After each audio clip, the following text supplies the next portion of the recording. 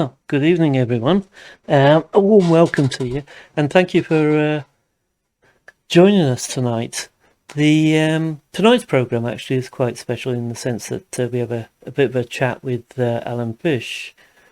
He talks to Steve Barry and myself about his music, his time in Singapore, and about his musical career ever since. We also have a slideshow with Egypt's music, which is what Alan Fisher's involved with now, and with some of his photos. But we start tonight with Sheila Glen's photos, and I've made a slideshow out of her photographs, and which are on the website. If what was I going to say? Yeah, I'm looking forward to your comments. So please let me know if you're watching, and if you're watching from outside the UK, let us know where you are. Just out of interest, of course, you know. But yeah, okay, we'll get cracking and start this. I'm not getting any messages at the moment, so I assume people are just starting to log on. Anyway, here we go. Sheila Glen.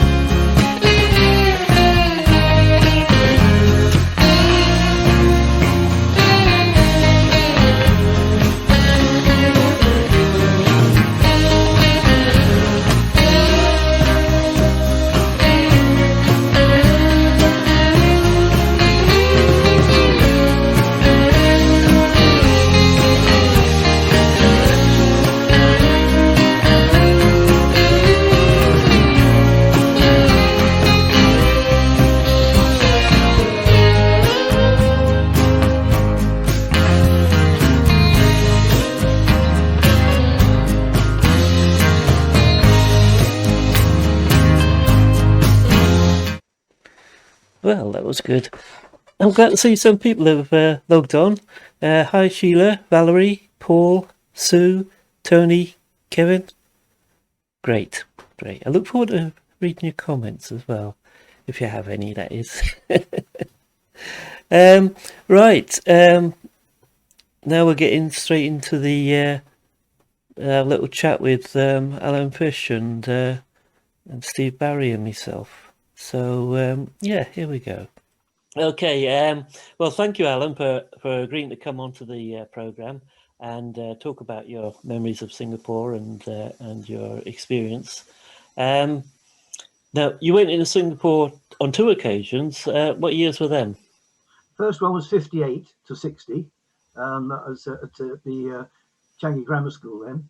And then we came back again in 1962 until 64, 65. And I was briefly at Sleater School there. But that was when I was sort of playing music then. And I suppose those years were my kind of formative years in the music business. And I carried on pursuing that career when I came back to England. And ever since, still playing there. You played with the Toadstools. Yeah. I think Steve remembers seeing the Toadstools.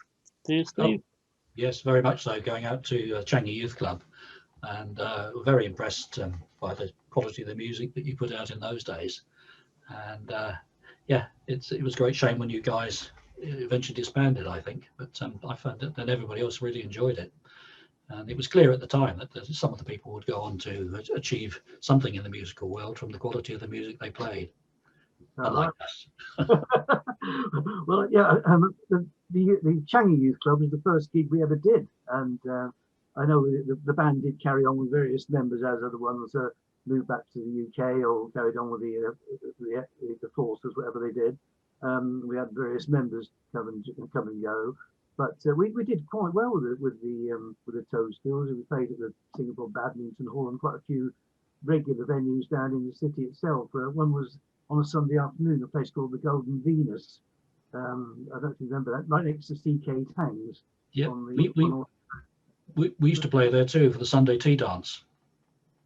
That's the one. Yeah. They always used to have a resident band there. Do you remember who that was, Steve? There was a resident band.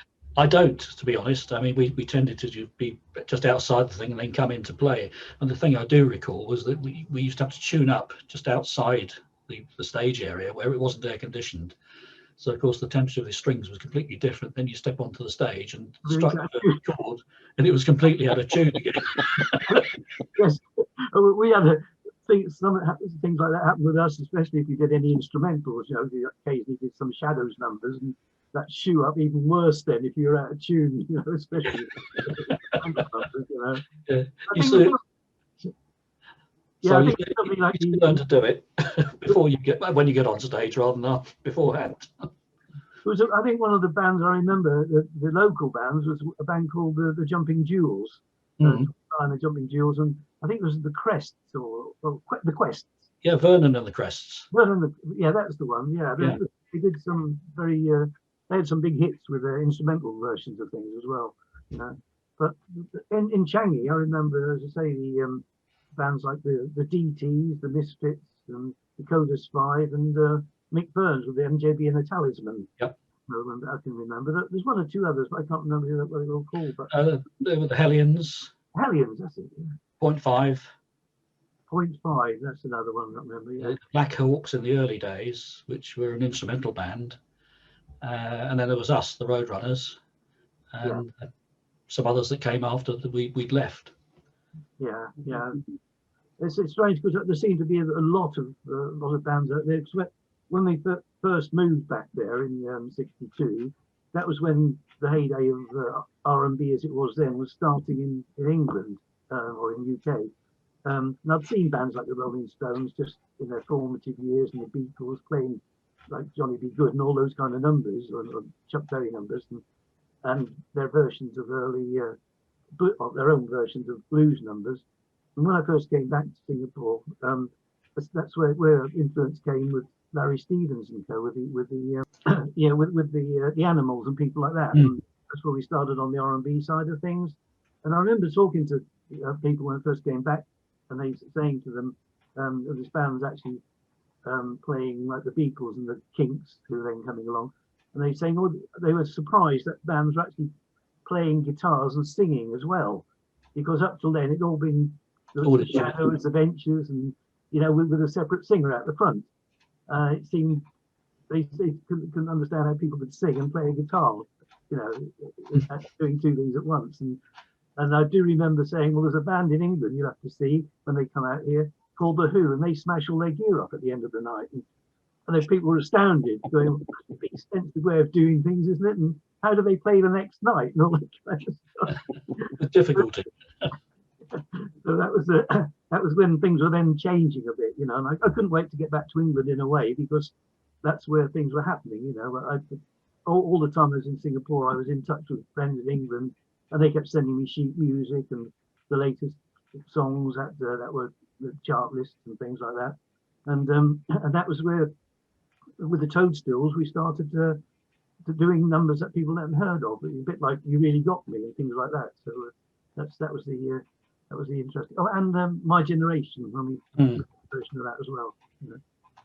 Yeah, we used to avidly wait for the hit parade type thing to come out to see what was the latest one in the UK, and then quickly try and learn the numbers to be the first ones to do. I think we were the first ones to do. I think it was the Trogs number. Wild Thing. Yeah, I think we were the first band to do that. Not particularly well, but there was always a rush to learn it so that you could get ahead of everybody else. I saw Jimi Hendrix in Norwich when he turned up there, and he actually asked me where the venue was in Orford Place in Norwich, and I think they did. That was when he did a version of that night, just in the middle of a number. Yeah, it's amazing, isn't it, when you look back at things like that. Mm-hmm. Yes. From then on, I mean, I think that was probably 64, 65 when I came back to England, but fondest memories of Singapore, because actually some of the gigs we did, I remember playing beside swimming pools, the pool dancers, So it's always dangerous with lots of electrical equipment beside a pool, but there we go. Health and safety wouldn't allow it nowadays, but I can't remember all the places we used to play, but I remember a place called the Gilman Youth Club. Gilman. That was our home territory. We because we were cheap. If they couldn't find a band, we were there most Friday nights. Oh right, yeah. We did travel across there once in a minibus or something, and had quite a few of us came to visit there. Yeah, well, the Tompkinsons and Harry and all the other people would descend upon us. Oh, that's it. Yeah, great. That was the things that Harry Shaw you're talking about, and people. Yes, sorry. Yeah, Hal. Yeah. Yeah, still in touch with him. He's on yes. Facebook. Well, yeah. I mean, I'm still in touch. We met up at Heathrow Airport when they were on the way through to foreign climes at one point. Took him to the airport, went and had a coffee and a meal somewhere, then took them back so they could carry on with their journey. Him and Mackie, and the girls were there as well. Right. Yeah. Lovely. Yeah. As I say, there's another place. Well, we used to play a lot of the Sergeant's Messes as well. The Tenga and Changi Sergeant's Mess, and the place down on the Pega, the Malcolm Club or there's a Britannia Club down. Did you play at that one? We didn't. That was down next to Raffles. Oh, the Britannia Club. Yeah. Yeah, we played there in Changi. Though there was one called, I think it was called the Malcolm Club. There is, yes, yeah. The Chalet Club was another one. And I think we played there with Aka Bilk when he came over. He played at our school too. He played at St John's. Yeah. School hall was a venue for that. I've still got the ticket from it with a few signatures on it. Sad. But some of those parties, the pool parties, particularly for the American people, because they tended to have larger houses with big swimming pools, and it was quite. Yeah, I think that's what we did. Yeah, it was. One was quite worried when people were splashing near you, as you say, with electrical equipment, with no RCDs in those days. An exciting event. Well, have you watched the thing on the telly recently called Singapore Grip? I've only seen a couple. I've got the rest of them saved. I know it's a spoof. But in it, there's a place where one of the scenes is in the place called the New World. Well, the Singapore is called the Happy World, wasn't it? Or the yes, yeah. And we actually played in there, and when the place in the actual series on the telly, shoe you all that, and it looked exactly like where we played. We had these girls sitting around the side of the room, and that they had tickets. And if you went up and actually no, you bought tickets, and you gave them a ticket, and they'll come and dance with you, and then they go and sit down again. And they were doing that in Singapore Grip as well. And I said to my wife, "Oh, that's what we used to do, you know." I do believe it went on. I'm not going to admit anything else. Yeah, I think we'd be a bit quiet about that as well. When I came back, what year did you come back? 66. We arrived 63. August 63 we arrived, and we left in August 66. Also, kind of just probably about the same time as I was then, you know. But when I came back, I joined straight up with formed a band in Norwich really, and they were then in the, I think it was the Northern Soul days or something like that. I know they were doing a lot of the sort of Otis Redding numbers and sort of kind of the soul boom at the time, and they sort of changed that to sort of more on the rocky side of things, and bands like what's it called? A band called Art. And they became Spooky Tooth. Oh yeah, yeah. So those kind of numbers, which were out of the ordinary, and a lot of local bands were all doing the same. Well, they still do actually. A lot of local bands do all cover versions, but they all do the same kind of set. You know, and in those days it was always all day and all of the night, and those kind of numbers, the Kinks numbers and the usual ones. Paranoid was another one everybody used to play, but we did more obscure numbers, and then I started looking for sort of professional bands who weren't doing covers, and joined up with members who became the Groundhogs. But I did a lot of stuff with the blues guys to start with as well. You know, I was saying to Tom earlier on, the people like Alexis Corner and some of the traveling blues guys, and I met up with Long John Baldry and Graham Bond. There was a couple of guys who lived in Norwich, Mike Pato's people, and Boz Burrell. He joined he was in the Tea Time 4, and then he joined up with Bad Company a bit later on. So we all had quite a lot of musicians in the Norwich area, including Simon Kirk, who joined Free, and I actually briefly had a band together with him and Paul Rogers, the Wildflowers, before Free came along, and well, it was Alexis Corner's backing band, and he called them Free. And at the time, when they had say Paul Kossoff and Andy Fraser were in the band called Black Cat Bones, and they used to play in a pub in Norwich, and everybody used to get together and have a jam. And they joined up with Paul and Simon Kirk and formed Alexis Corner's backing band, and he called them Free, and that's where it came from.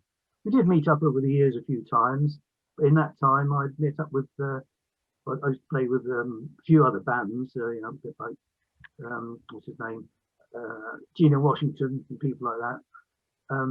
And then went over to France for a while with a local band who were called Kiss, and we toured all around France with people like Ronnie Scott, and I mentioned before, Stefan Grappelli played with us one night, which was interesting. Just fiddling about, eh? Yeah. But yeah, we've bumped into everybody over there, Titanic, Amon Dul and Can, and all those kind of bands. Osabista, we're all on the same bills, and played some huge places there. You know, the what you call the Palais de Sport, places like that, and especially in Paris. Travelled all over France. And then when we came back again, I met up with Tony McPhee, and he was then in the heyday of the Groundhogs, which had a gold album with Split at the time, and Paint Price of the Bomb had then been released. And he was then doing another album, and I went down to use his studio in Haverhill, and he sort of asked me if I'd join the Groundhogs. So I went up and joined up with him, and we had the drummer from Rory Gallagher's band joined as well, Wilbur Campbell. So that was the next version of the Groundhogs after the first version. It was 84, wasn't it? No, it was about 70, just before 70s, the late 70s. Yeah. Oh, okay. Yeah. We did an album called Razor's Edge. Actually, before that, we did an album with Billy Boy Arnold, who used to be with Tommy Tucker as well, who used to be Bo Diddley's harmonica player. And then I actually did a tour with him when he came over all around Europe and that, and we had Tommy Tucker with us, and did a couple of albums with Billy Arnold. Checking It Out was one of them, and then met up with Bo Diddley and did something with him all around Europe. And then on the strength of that, the record company asked me if I'd do a tour with Chuck Berry. And then he came over, I got a band together, and we met up with him in Spain and Portugal, and just carried on from there. And he never had a rehearsal or anything. He just expected you to know all his numbers, and said, "There you go." And we ended up at the Rainbow in London, the last two gigs, and that was good. That's just before it closed, but that was an amazing place because it was all just 2 rows of the theatre just full of celebrities, you know, from Led Zeppelin to you know, Thin Lizzy, people like that. But you know, we did have a great time. It was always the Groundhogs in the background. Always carried on playing with them. We did all the major festivals. Had a sort of brief sojourn with Dumpy's Rusty Nuts. We did all things like Reading Festival was a big one. Donington. In the early days, we used to play at the Stonehenge, which then became Glastonbury when they stopped having the festival there. And that was always with Hawkwind, Man, and people like that. So all those bands. Then after that, I joined up with the guys from Budgie for a little while, a band called Tredegar, and we toured quite extensively. And came back to England, played with Dumpy's Rusty Nuts for a little while. Tony decided he'd carry on doing some solo stuff and then get the Groundhogs back together again. And so I got another drummer who I played with previously in France, Harry Ricks, and he joined up. And then we carried on touring as the Groundhogs and went all around Europe and everywhere you can imagine, really. And in the meantime, when Tony had another brief break, I went to Spain, and I joined up with the guys, Ken Hensley, you know, from Uriah Heep, and as I mentioned earlier, the Jeff Britton used to be with Wings. The idea of touring in Russia, but the Iraq War was then starting, so that's all got curtailed, and got fed up with sitting on the beach all day, so I came back to England. And then I formed a band called Egypt, which is still playing with now. The two other members are from Gibraltar, and we actually formed the band for Tony McPhee as the Groundhogs again, and carried on playing throughout the 80s, really, till the early 90s, you know. And that's handy, really, because when Tony decided he'd have to do some solo stuff or have a break, we carried on playing as Egypt. But when Tony came along, we played as the Groundhogs. So I think I did a couple of albums with Tony. One was called the Razor's Edge, another one called No Surrender, and then we did a live album called Groundhog Night, and then a few videos and things. And then there was one called Wolf in Hog's Clothing, or Muddy or Howling Wolf Numbers, and then carried on as Egypt after that. I did briefly go to Florida. I met up with Clive Bunker, who used to be with Jethro Tull, the drummer, and did some recording with him. And we moved to Florida with the idea of touring over there with the guys from Back and Turner Overdrive.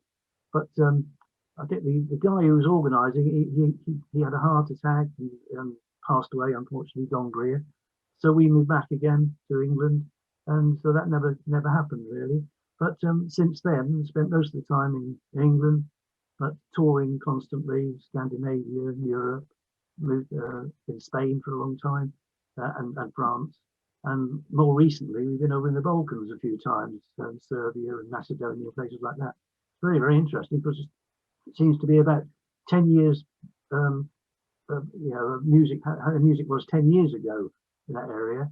And they haven't seen that many live bands sort of playing sort of Zeppelin influenced numbers or the kind of stuff we're playing. It's mostly been pop stuff. So we've had some great times over in the Balkans. In fact, we've been offered some next year, also in that area. Some in Norway again. And I even had an agency on the phone asked if we can go to Japan next year, but who knows, you know, whether this COVID thing will curtail that as well. No, we had some great times and still enjoy playing. So we're having, you know, I have that 5th album out now with Egypt over the years, and still selling well. more on downloads now, and we just had a recent re-release of our CDs on vinyl through a Greek record company called Alone. Because the first album we did was more of a heavy rock one, but they're more on the blues side now. And that's I think the all our background is blues, but then again, a lot of the major bands, their background was blues. You know, from Free, Bad Company, Led Zeppelin, they all started off in the blues era and then developed their own style, which is I think that's what we've done over the years. If I understand, you still play occasionally, don't you, Steve? Not so much these days. I think probably the last time I did something was when you guys turned up to Hatfield in 2012 when you brought along your roadies band. Oh yeah, that's right. With a little guy on his guitar. Yeah, and I got dragged up to do Gloria. I think. There we are, the swan song. But yeah, you very kindly gave me one of your albums then, Preserving the Dead. Oh, that's right. Yeah, that was the first one. Yeah. In the blues era. Yeah. Which I listen to quite frequently. It's very, very good. But no, unfortunately, most of my contemporaries that we used to get together and jam with have been sent off to that great place in the sky. They've died. So yeah, it's really a question of just got the guitars here and the equipment, but nobody to play along with. Yeah, it's just strange really looking back now and seeing how many have gone, but it gets a bit scary when you look and you see, well, that guy was about 10 years younger than me and he's gone now, you know. You think, I'm fortunate still to be here. Indeed, it is quite sobering sometimes to think that, yeah, you could be next. So, we're all standing in line. Yeah. Well, it used to be 3 score and 10, didn't it? So I think we're probably beyond our allotted span, and now we're on borrowed time. But hopefully there's a few more years left in us yet to annoy people. Well, yeah, the thing is, I've always said, if you enjoy doing something, you know, why not carry on? It's when it doesn't become fun anymore. I wouldn't do it, but I just enjoy playing. You know, you're very, very fortunate to be in that position to carry on doing it, and long may it continue. Yeah, I hope so.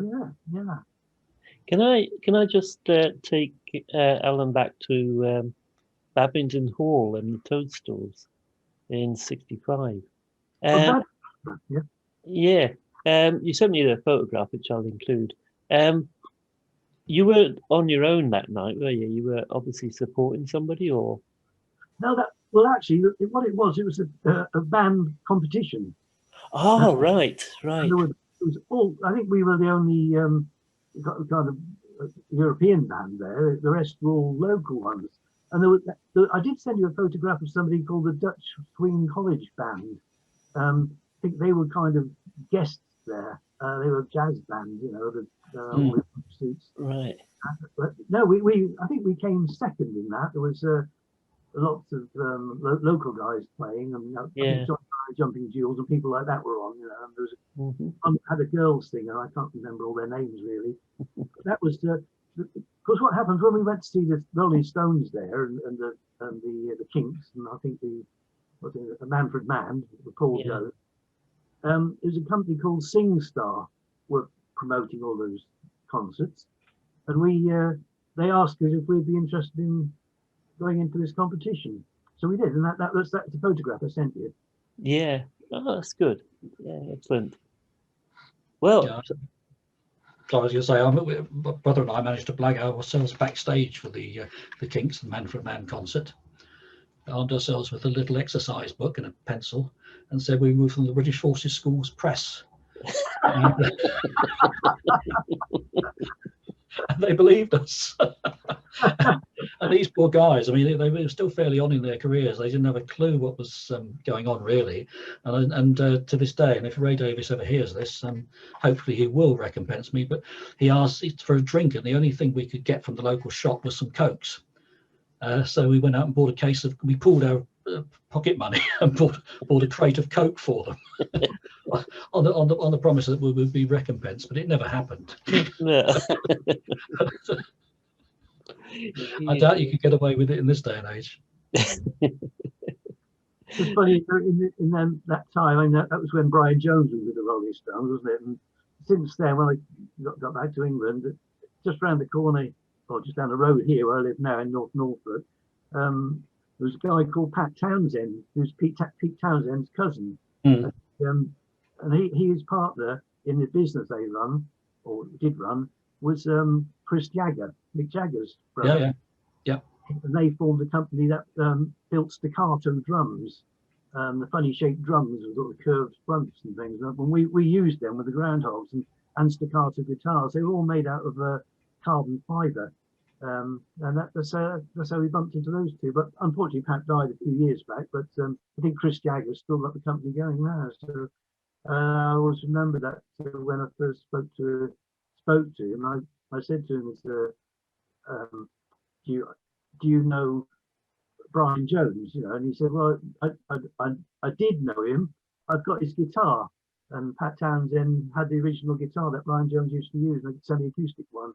And we went down and played in Cheltenham, I think it was, to open the Brian Jones Museum. That's where he used to live. And he donated that guitar to them. They got it on the wall in there. Yeah. That's just a little bit of information. Yeah. Surprising. I mean, living sort of close to London in those days, there's amazing the number of people you bump into in the social scene. There's good friends of mine were in a number of bands down there, and you just pitch up and suddenly you were mixing with various well-known faces. At the time, you didn't really think much of it. Yeah. It was usual almost. Everybody was in the same boat, really, weren't they? Just some had a bit more, fortune, a bit more fortunate than others, and then they sort of got the right place at the right time. So we used to play at the Marquee a lot, and places like the Speakeasy we used to go to. And what's the guy, Pete Stringfellow? He had a couple of places we used to play up north. I think Scarborough, some place in Scarborough we used to play. And then he had a place in London. Whenever we played at the Marquee, he used to say, come on round and just come in the club and stay here with me. We used to walk round to his club, and there was a queue outside for a quarter mile long, people all in dinner jackets and things like this, and we just walked straight to the front of the queue, And I said, come on, you've got a table waiting for you, and all scruffy lot wandering in. That's nice, really. VIPs. Yeah, that's right. There was a drink waiting for us. Yeah, it was nice. Happy days. Yeah. Drink fellows. Yeah, I want to thank Alan Fish for coming onto the program and sharing his memories, and also Steve Barry for joining in as well. Thanks very much, guys. Oh, nice to meet you. Thanks very much.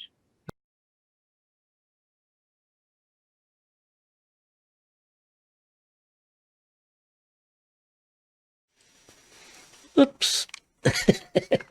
Caught me listening to the interview.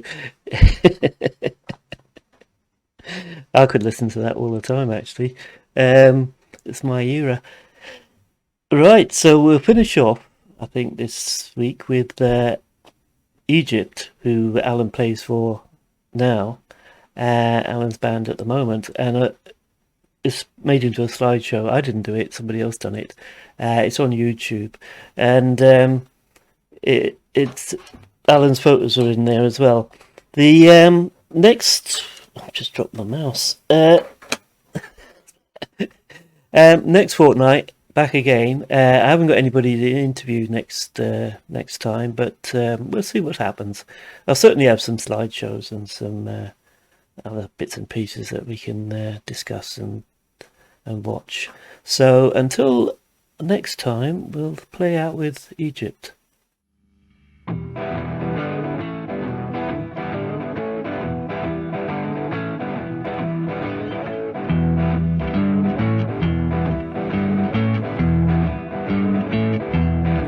Well, my papa was a jockey, and he taught me how to ride.